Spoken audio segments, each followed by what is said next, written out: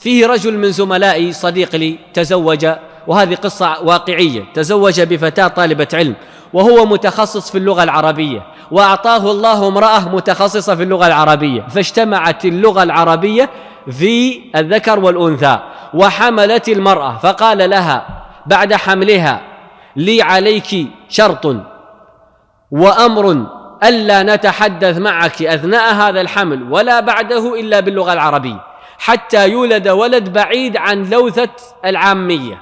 فقالت له: لك ذلك مني. فما كان يتخاطبان إلا باللغة، ثم ولدت، فلما وضعتها قالت: ربي إني وضعتها أنثى. كان يحسب أنه ولد، جاءت أنثى. فجاءت البنت لم تسمع من أبويها إلا العربية، فلما بلغت 5 سنين كانت تقرأ وتكتب، فتنظر في المصحف، فإذا قرأت آية جلست تبكي، إذا سمعت المصلي يصلي بآيات جلست تبكي، تسأل والدها. قالت له ذات يوم: يا أبتي، لا متى الناس في غفلة عن القرآن. فجلس أبوها يبكي، عمره 5 سنوات. ولذلك الشيطان حريص على أن يحول بين الناس وبين اللغة العربية، فتأتي المسلسلات العامية باللهجة المصرية واللهجة الخليجية واللهجة اللي هي فلهجات، حتى نبتعد عن اللغة العربية فنبتعد عن فهم القرآن. حتى بعض الدول تقدم نشرة الأخبار بالعامي، سبحان الله.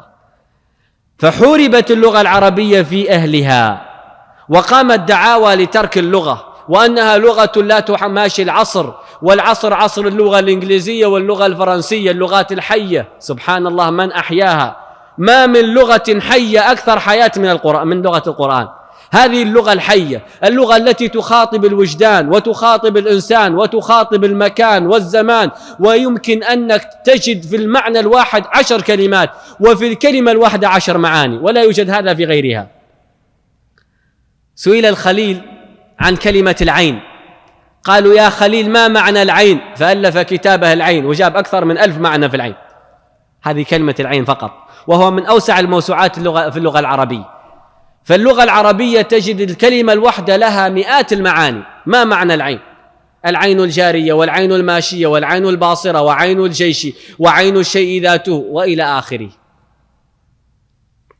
وكما ذكرت لكم في كلمة ما، أن سيبويه لما أدركته الوفاة قيل له: يا سيبويه، ما في نفسك أن توصينا به؟ طلابه يسألونه، فلما قالوا: ما في نفسك؟ قال: في نفسي ماء، وما أدراكم ما ماء. سيبويه يموت ولم ينتهي من معنى ما، فابحثوا في ماء، فإن في ماء ما في ماء، ومات رحمه الله.